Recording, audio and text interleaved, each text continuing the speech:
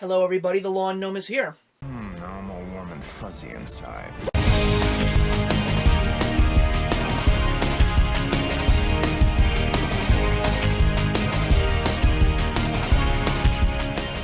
Welcome to day 4 of television's Fall Sweeps Week here at Up From the Underground, and today we're going to take a look at 2 shows from the CW. Now, I know that there are plenty of other shows on CW that people absolutely adore. Examples are The Vampire Diaries, Reign, and of course Supernatural. If you want to talk about those shows and tell me why they're so great, please put them in the box below. But today we're going to talk about the 2 shows that I watched last year that I want to talk about this year, and that is Season 4 of Arrow and Season 2 of The Flash. We're going to start with Arrow.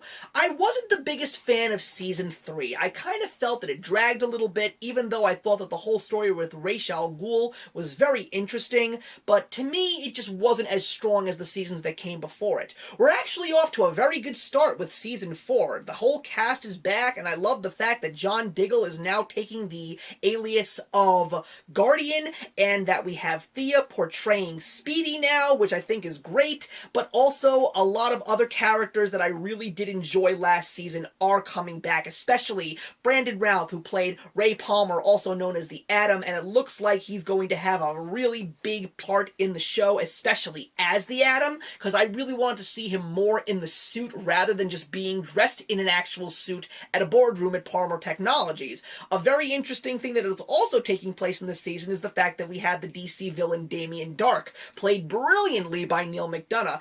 And there was even a fantastic episode where they actually asked Matt Ryan to come back and play John Constantine once again, especially since the show is no longer airing. But it was great to see him back as Constantine. I'd love to see him come back, and the show has been much stronger. I've enjoyed the action sequences, I'm enjoying the character development, the relationship between Ollie and Felicity is fantastic, but now we are on another cliffhanger, and Season 1 of The Flash was amazing. Grant Gustin is such a convincing Barry Allen. I could not get over how much I enjoyed this show. And everybody else on the show, from Caitlin to Cisco, even Dr. Wells to a certain extent, everybody was amazing, and I loved how many of Flash's rogues gallery they brought into the show. Even the appearance of Mark Hamill as the Trickster was a stroke of genius.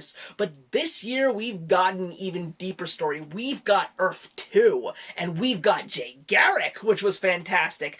And now it's all just about closing portals to other worlds, which is just so cool, and I love how they've even brought some other unknown villains to make appearances, just, if only for just one time, on this show. It's awesome. Season 2 is definitely off to a great start, and I'm really excited to see these 2 characters, both The Flash and Arrow, connect, because there's going to be another hero showing up on the horizon, and if you've been watching The Flash specifically, you know exactly what I'm talking about. Now that we have these 2 shows on the CW, and we've got Supergirl over on CBS, I'm wondering if we're ever going to see any more of the really popular heroes in this television universe. I know that it's very hard for networks to do crossover episodes, but I don't know why it's something that can't be done, because I would love to see some other heroes on these shows, especially on The Flash. They constantly mention Coast City, and we all know which famous DC hero resides in Coast City.